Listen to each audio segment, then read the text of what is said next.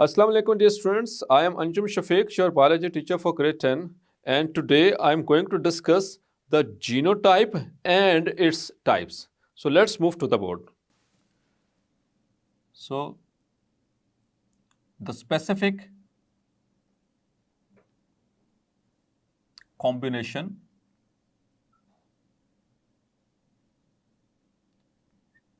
of genes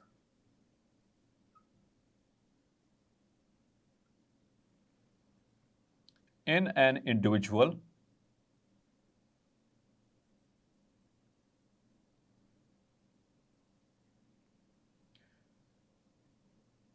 for a particular trait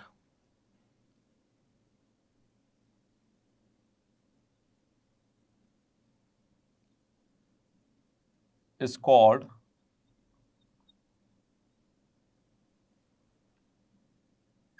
genotype.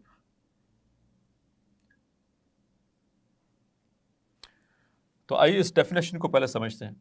The specific combination एक combination है जो कि मखसूस है किसका, जीन्स का, किसके अंदर, एक इंडिविजुअल के अंदर, किसके लिए, उसके पर्टिकुलर ट्रेट के लिए, एक मखसूस कैरेक्टर के लिए, लेट्स सपोज आई कलर या स्किन कलर, उसके लिए।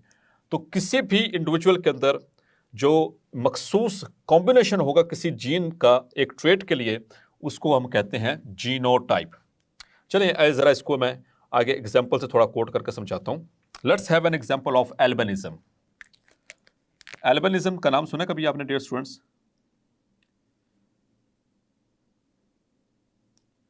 चलें, एल्बिनो का नाम तो सुना होगा। एल्बिनो बिल्कुल चिट्टे दूध वर्गे होते हैं, ये बिल्कुल वाइट कलर के, और इनके जो हेयर्स होते हैं वो भी ब्राउन कलर के, लाइट ब्राउन कलर के, इनकी आइज भी लाइट ब्राउन कलर की। उसकी रीज़न क्या है स्टूडेंट्स? ये एक नॉर्मल कंडीशन नहीं है, वैसे this is not a normal condition. Actually होता क्या है कि albinism, the individual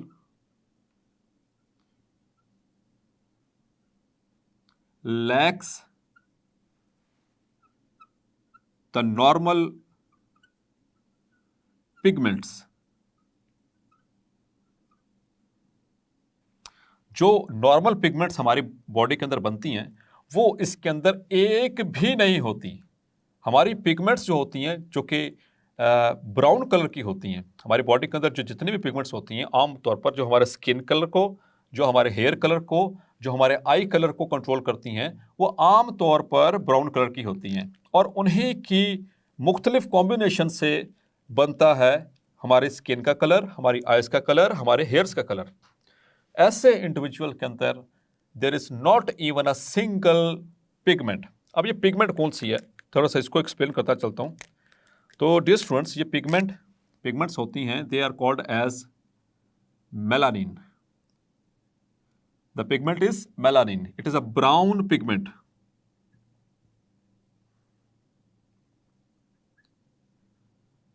present in our skin, hairs। तो ये ब्राउन कलर की पिगमेंट है, मेलानिन। इनके अंदर ये पिगमेंट बनती ही नहीं है, तो ये पिगमेंट ना होने की वजह से इनकी स्किन का कलर बिल्कुल दूध की तरह का वाइट होता है। इसी तरह से इनके जो हेयर्स हैं उनमें भी नहीं ये पिगमेंट बनती, तो उनके वो लाइट ब्राउन कलर के हेयर्स। आइज़ की जो ये लैशेस होते हैं, आंखों की जो पलकें होती हैं वो भी लाइट कलर की होती हैं, इस तरह से ब्राउन। और इस तरह से जो हमारा आयरस है, ऐसे ऐसे लोगों का जो आयरस है वो भी बिल्कुल लाइट ब्राउन कलर का होगा। और इवन के इनको तेज़ जो रोशनी होती है, जैसे सूरज की रोशनी या फ्लैश लाइट, उसमें ये सही तरह से देख भी नहीं पाते, क्योंकि आयरस की वजह से, क्योंकि आयरस के अंदर भी कोई पिगमेंट नहीं है और वो लाइट को एब्जॉर्ब नहीं कर पा रहा होता। एल्बिनिज्म बाकी ट्रेट्स की तरह ये भी एक ट्रेट है। This is a trait controlled by a pair of genes. और dear students, a pair of gene जो कि किसी मखसूस ट्रेट को कंट्रोल कर रहा हो तो उसको हम क्या कहते हैं? That is called as alleles. Yes, तो उसको एलील्स कहते हैं। इसको याद रखना है कि एक ट्रेट के लिए कम से कम दो जीन्स जो होते हैं वो आपस में क्या रिश्ता उनका, they are called as alleles. So let's suppose कि हमारे पास there is a chromosome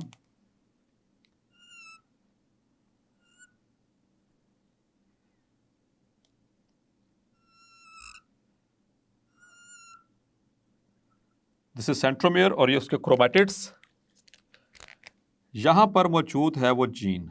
let's suppose this is a gene represented by capital A and small a. Yes dear friends, capital A and small a, ये दो jeans हैं जो कि control कर रहे हैं लेट्स सपोज एल्बिनिज्म को, क्लियर, यानी हमारे स्किन कलर को।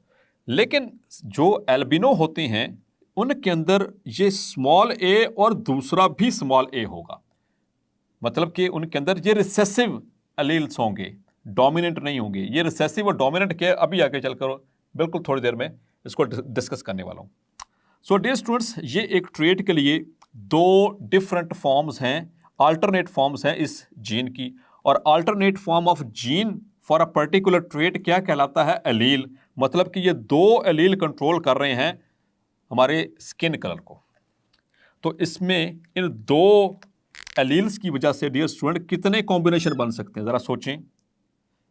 तो डियर स्टूडेंट्स ज्यादा से ज्यादा 3 बन सकते हैं। वो किस तरह से?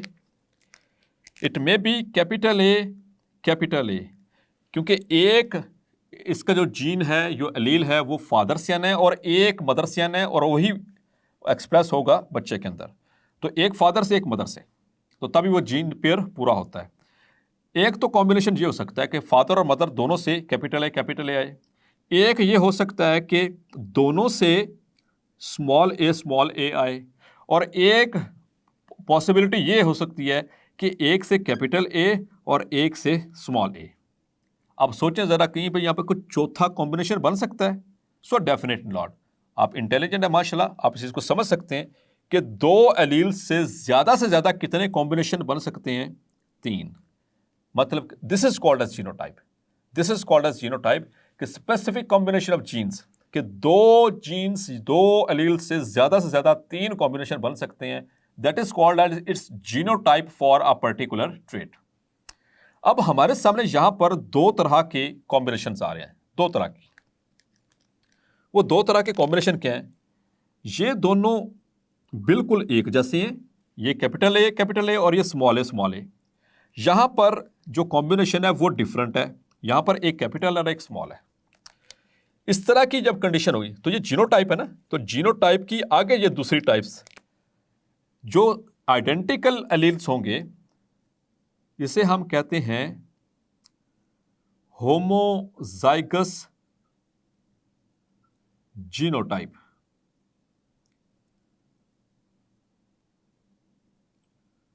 This is homozygous genotype. और जिसमें 2 डिफरेंट एलील्स हैं, इसे हम कहते हैं हेट्रोजाइगस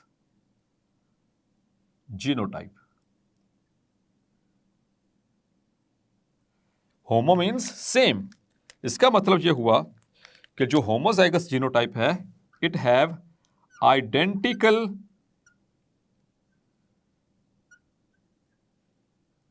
और सेम काइंड ऑफ एलील्स।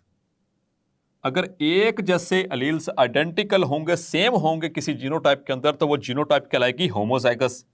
यहां पर देखें एक कैपिटल और एक स्मॉल है, तो हेट्रो मीन्स डिफरेंट और होमो मीन्स सेम। तो यहां पर जो जीनोटाइप उसको हम इस तरह से डिफाइन करेंगे, when different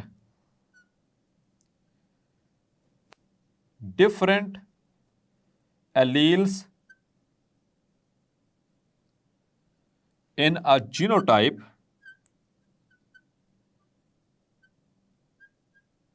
this is called as heterozygous genotype, जिसमें 2 एलील्स हैं और दोनों ही डिफरेंट हैं, तो इसे कहेंगे हेट्रोजाइगस। अब डियर स्टूडेंट्स, यहां पर जो हेट्रोजाइगस है उसमें 2 आगे और टर्म्स हैं।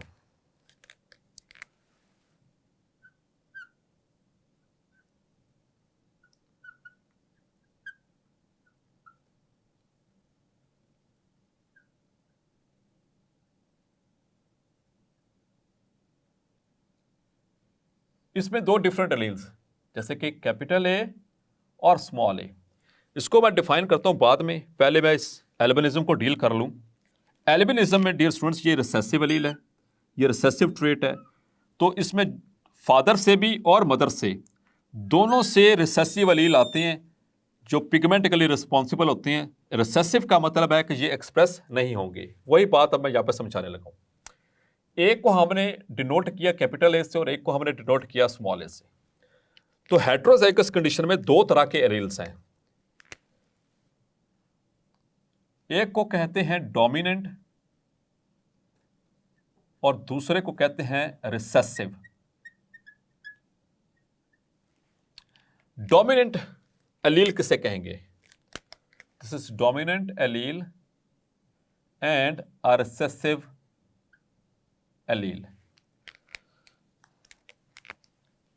The allele which mask the effects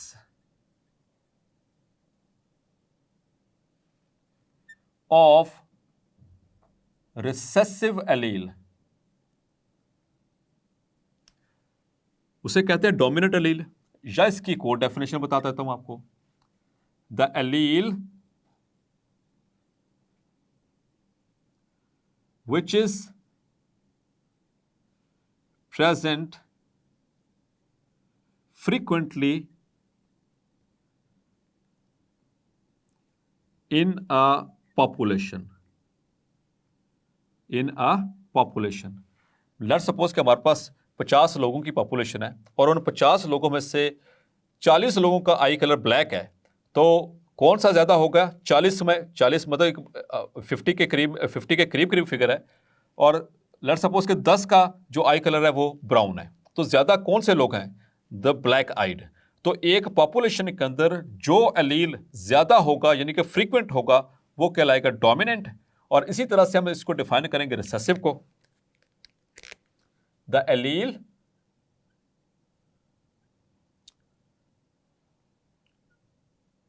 which is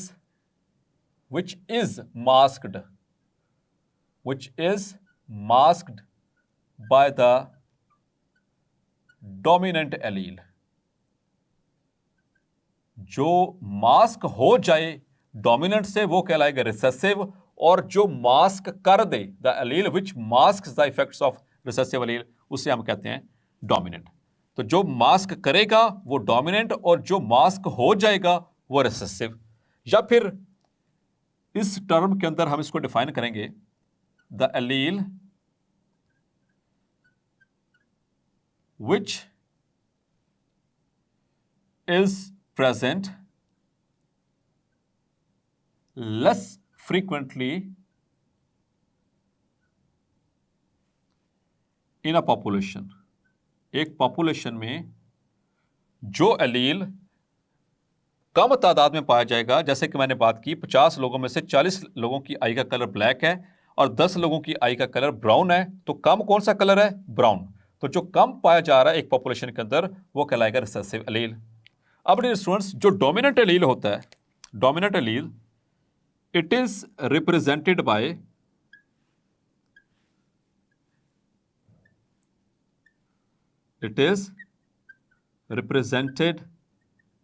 bye capital letter,